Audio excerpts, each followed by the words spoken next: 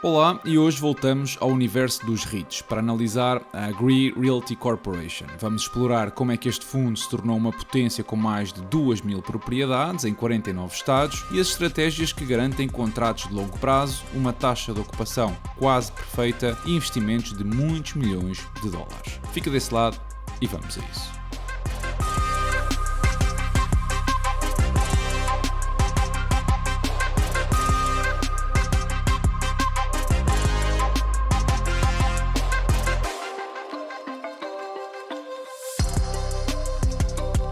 Olá e sejam bem-vindos a mais um episódio do canal Dividendos. E hoje a empresa que vamos analisar é um REIT totalmente integrado, focado principalmente na aquisição, desenvolvimento e gestão de imóveis comerciais que arrenda a inquilinos líderes de mercado. Esta empresa foi fundada em 1971 e o seu portfólio consistia, no final do ano passado, em mais de 2.100 propriedades distribuídas em 49 estados dos Estados Unidos. O portfólio estava aproximadamente 99,8% arrendado e tinha um prazo médio ponderado de arrendamentos de 8,4 anos. Quase todos os inquilinos da empresa estão sujeitos a contratos de arrendamento triple net e, para quem não sabe, um arrendamento triple net normalmente exige que o inquilino seja responsável pela renda mínima mensal e pelas despesas operacionais do imóvel, como os impostos sobre a propriedade, os seguros e a manutenção da mesma. Este tipo de arrendamento é o mesmo que outros REITs bem conhecidos, como a Realty Income ou a Retail Properties,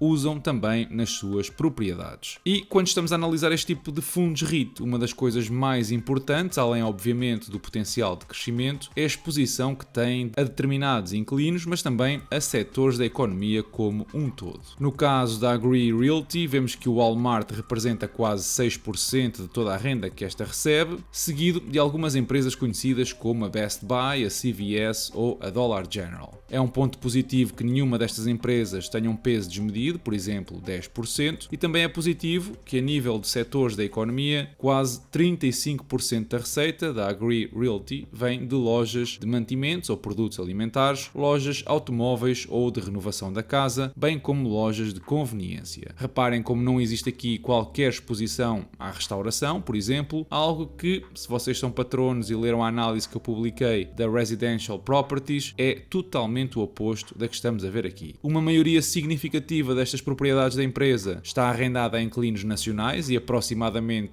70% da renda anual vem de inquilinos com uma classificação de crédito de investimento da Standard & Poor's, da Moody's ou da Fitch, o que é, digamos, um sinónimo de qualidade. E se olharmos para o portfólio, para determinar a dependência a nível de espaço e não de receita, vemos que aí sim já existe um ligeiro desequilíbrio, com, por exemplo, a Lowe's, a Walmart e a Wawa a representarem mais de 1/3 de toda a área alugável, dado que também são grandes superfícies comerciais. A nível geográfico, a empresa está exposta apenas aos Estados Unidos e a estados como o Texas, a Flórida ou o Illinois, que junto representam perto de 20% da renda total. Devemos também ter sempre em consideração se os contratos que a empresa faz com os inquilinos prevêem aumentos de renda e se esses aumentos estão indexados ou não ao valor da inflação ou, por exemplo, ao volume das vendas dos inquilinos. Neste tipo de REITs não é muito comum partilharem exatamente os detalhes de todos os contratos, mas podemos, por exemplo, ver as receitas esperadas que dizem respeito apenas ao montante fixo das rendas de todos os contratos. Estamos a falar de valores superiores a 500 milhões de dólares todos os anos, pelo menos até 2028, e este tipo de análise leva-nos imediatamente para o próximo passo, que é perceber quando é que estes contratos terminam e se estão bem distribuídos no tempo. E o que podemos ver na tabela é precisamente isso. Só lá para 2028 é que a renda pode ser impactada substancialmente se os contratos não forem renovados. Até lá, o impacto é inferior a 6%. A nível de área ocorre o mesmo, com 2028, 2029 e 2030 a serem anos onde 30% de toda a área disponível para arrendar vai ser renegociada. Olhando rapidamente para a dívida da empresa, vemos mais de 2,5 mil milhões de dólares, com praticamente tudo a serem obrigações ou notas sem colateral, com taxas de juros acima dos 4% na sua grande maioria. Esta dívida gera despesas anuais na casa dos 150 milhões de dólares, como podem ver na imagem, algo que tem de ser suportado pelos fundos de operação da empresa. E onde é que podemos confirmar esta situação? E a resposta é no relatório anual. Os REITs costumam publicar este tipo de coisas. coisas. Mais importante do que olhar para a folha de lucros e perdas, que digamos tem uma importância relativa para perceber como é que a receita evolui, olhar para os fundos de operação, ou FFO, diz-nos realmente quanto é que o negócio está efetivamente a gerar, e o que vemos na Agree Realty é um crescimento de cerca de 70 milhões de dólares por ano. Os fundos de operações ajustados, apesar de apresentarem um valor nominal superior, também apresentam um crescimento na mesma escala. Reparem também que, apesar de todo este crescimento, os acionistas viram a sua posição diluída em grande escala. E porquê? Porque em 3 anos a Agree Realty aumentou em 50% o número de ações em circulação. Estas, digamos, são as grandes métricas de avaliação de um REIT, que eu também entro ao detalhe num episódio dedicado que podes e deves ver a seguir caso ainda não o tenhas feito. Bom, mas voltando à análise, esta diluição é feita por um motivo, para levantar capital e poder investir em propriedades novas, e aqui a empresa tem investido mais de 1.000 milhões de dólares desde 2020, todos os anos, com uma tendência decrescente desde 2022 aos dias de hoje. Este investimento são aquisições de propriedades que a Agree Realty depois melhora e aluga aos inquilinos, ou também renovações ou expansões das propriedades que já tem. Nota ainda, para quem acredita que este modelo de negócio é fácil, estes fundos têm constantemente de andar a vender e comprar propriedades, umas porque acreditam que não conseguem retirar um retorno atrativo e outras porque prometem spreads maiores face aos juros da dívida. A Agree Realty tem vendido sensivelmente 50 a 60 milhões de dólares todos os anos em propriedades que já não considera tão atrativas. Por fim, e antes de passar ao histórico da empresa, olhar ainda para a alavancagem, nas quase 6 vezes o EBITDA, o que é algo até normal se compararmos com a concorrência. Olhando para o histórico, na última década, e fruto também de ser um REIT relativamente pequeno, a Agree Realty apresentou um crescimento de receita fantástico, de 26% ao ano. O EBITDA mostra também ele um crescimento exorbitante, bem como os fundos de operação na sua versão normal ou ajustados. Estamos a falar de crescimentos entre 26% a 27% e alguns de vocês estão já a pensar em saltar de cabeça, não é? Com estes crescimentos, seguramente estamos a falar do melhor REIT de sempre, certo? I'm gonna come.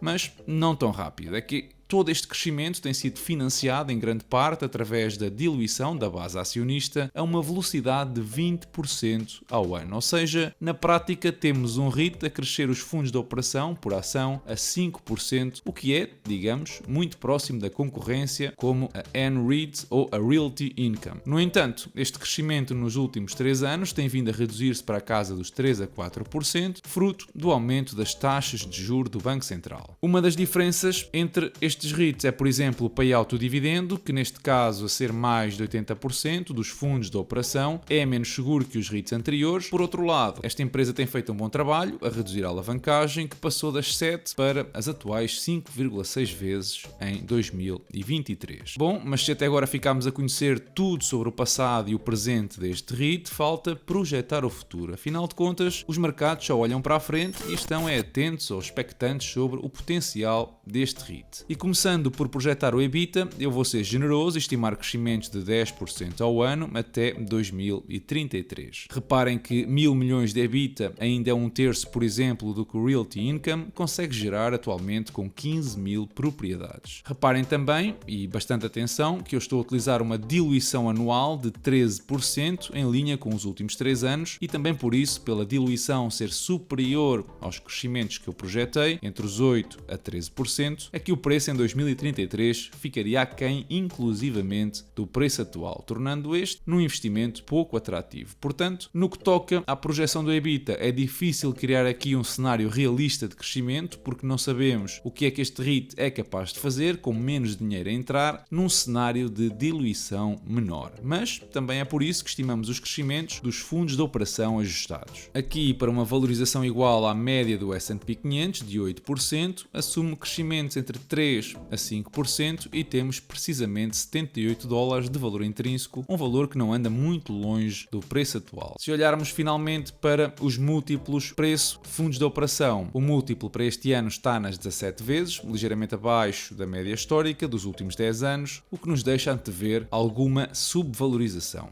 Isto confirma a projeção dos fundos de operação ajustados que acabei de vos mostrar, o que faz desta uma natural oportunidade de investimento interessante que inclusivamente paga um dividendo de 4%. Mas então, investir neste REIT, ou no Realty Income, ou até mesmo na Retail Properties, qual é que será o melhor dos três? E a resposta é: não existe um melhor. Crescem mais ou menos todos ao mesmo ritmo, têm diferentes alavancagens, inclines e exposições a setores da economia, mas no caso da Realty Income tens ainda exposição internacional. Portanto, façam a vossa análise, vejam o que faz mais sentido para vocês e para o vosso portfólio, porque, na minha opinião, não faz sentido investir nos três. De qualquer forma, eu gostava de conhecer a tua opinião sobre este REIT, assim que passa na caixa de comentários e partilha o teu bitite. Os mercados internacionais acalmaram esta semana, com a Europa a conseguir fechar com ganhos marginais e o resto dos índices a fecharem com perdas ligeiras. O nosso PSI sofreu com a EDP e, neste caso, acompanhou os índices americanos nas perdas. Vimos também finalmente ser aprovada a atualização da dedução específica de rendimentos no IRS. Aquele valor de 4.100 euros que estava fixo desde 2010 vai passar a ser atualizado com as subidas do IAS. Para quem não sabe, este valor representava em 2010 72% de 12 vezes do salário mínimo nacional. Depois, em 2011, foi alterada a lei para indexar o mesmo ao indexante de apoios sociais, o IAS, e em 2015 foi desindexado, congelando a sua evolução. Ou seja, existe aqui uma diferença entre o que foi agora aprovado, com aumentos iguais ao aumento anual do indexante, e o que seria regressar à indexação. Um valor de 72% de 12 vezes o IAS daria 4.400 euros, com o que foi aprovado, no máximo temos 4.350. São 50 euros por pessoa que ficam do lado de lá, de forma, convenhamos, engenhosa. Ainda assim, é melhor do que ficar como estava. Também por cá, as empresas começam a dar os primeiros avisos de instabilidade, com a promessa de aumentar preços novamente nos próximos meses. Custos a subir com a economia a desacelerar e a necessidade de segurar a cota de mercado são o rastilho para uma nova subida, segundo um relatório do Instituto Nacional de Estatística. As margens estão pela hora da morte ao apresentarem valores equivalentes a 2020 e a continuidade desta situação pode muito bem forçar a uma onda de insolvências. É por isso normal começar a ver notícias deste tipo, onde o cabaz alimentar está hoje 15 euros mais caro do que estava no mesmo período do ano passado. É uma subida de 7% que não vemos facilmente nos valores da inflação, mas que se faz sentir sempre que vamos ao supermercado. Ainda em Portugal, 86% dos portugueses não sabem o que é o euro digital. Para uma sociedade que cada vez mais utiliza meios digitais de pagamento, isto é um valor alarmante, mas que pode mudar se assistirem ao meu episódio sobre a CBDC do ano passado, que, diga-se, ainda é muito atual. Ainda assim, mais preocupante é que 3/4 dos inquiridos mostrou interesse em aderir à utilização desta moeda em nome da praticidade ou da segurança. Vocês já conhecem a minha opinião em relação a isto. Quem troca liberdade por comodidade não merece nenhuma das duas e a tendência é precisamente essa. No que respeita ao portfólio, vimos uma subida de dividendos pela Simon Property Group em 2% e esta foi uma semana de compras de duas empresas, desta feita australianas. Abri posição na Jumbo Interactive, uma empresa de lotarias com fundamentais muito positivos e uma trajetória de expansão internacional, nomeadamente no Reino Unido e Canadá. E a outra foi a BHP, uma empresa de mineração australiana com exposição ao minério de ferro, ao cobre ou ao níquel, que eu acredito que vai ser beneficiada assim que começarem a baixar as taxas de juro e o preço das matérias-primas comece a subir. Ambas empresas têm análises no Patreon, para quem tem curiosidade em conhecer melhor, qualquer uma das duas. O portfólio fechou a semana nos 45% e recolheu 23 dólares em dividendos no que levamos deste mês de agosto. Também esta semana eu publiquei uma análise à empresa Zoetis, exclusiva no Patreon, e são já 57 as análises que podes encontrar por lá, por isso pondera apoiar o canal dessa forma e assim pertencer a uma comunidade incrível de mais de 170 pessoas que todos os dias partilham ideias e opiniões sobre investimentos. Também podes apoiar o canal deixando um like por aqui e seguindo-me no Instagram, algo totalmente gratuito e do qual podes ir retirando algum valor. Da minha parte, resta-me desejar-vos uma excelente semana e bons investimentos. A partir do momento em que um sistema político constitucional enfraquece um poder executivo, este ponto, deixa-me acabar. Nós vamos ter um enfraquecimento generalizado da democracia. Não. É a lição política É a lição política dos últimos 150 anos. Houve sempre, por imperativos ideológicos, nomeadamente à esquerda, sempre, desde a Revolução Francesa, esta ideia de que o Poder Executivo tinha que ser enfraquecido por um Parlamento que fosse esmagador. Todas, sem exceção, todas as experiências constitucionais acabaram ou em guerra civil ou num totalitarismo Miguel, guerra civil em Portugal, longe... Não é isso que eu te estou a dizer. O que eu te estou a dizer é que estamos a brincar com coisas muito sérias a partir do momento em que enfraquecemos o Poder Executivo por darmos uma amplitude maximalista a iniciativas do Parlamento, seja num governo de maioria, seja num governo sem maioria absoluta. E eu pasmo como é que é possível que depois da experiência que nós tivemos de aprendizagem com as outras Constituições, que fizemos refletir isso na nossa própria Constituição, dando poderes muito fortes, nomeadamente ao Presidente da República. Miguel, nada disso é verdade. Todos os sistemas europeus são parlamentaristas. Mas não é esse, protege o Executivo. É o único que, excepcionalmente com a Finlândia, adota este sistema. Não, por acaso isso não é verdade. Há muitas, há a França e outras coisas assim. Mas o ponto não é esse. É que os sistemas que estás a chamar parlamentaristas são, na verdade, sistemas de executivo hipertrofiado. O mais parlamentar de todos os sistemas é o inglês. E, no entanto, o que tens é um robustecimento, uma proteção do poder executivo que, em Portugal, faria tremer todos estes puristas da soberania do Parlamento. Eu acho que nós estamos a perder de vista aquilo que é uma lição constitucional grave. Nós aprendemos todos, os povos da Europa todos, da pior maneira, sempre que fomos enfraquecer o Poder Executivo, sobretudo naquelas competências que só podem ser executivas, nomeadamente a execução do orçamento. Todos os exemplos.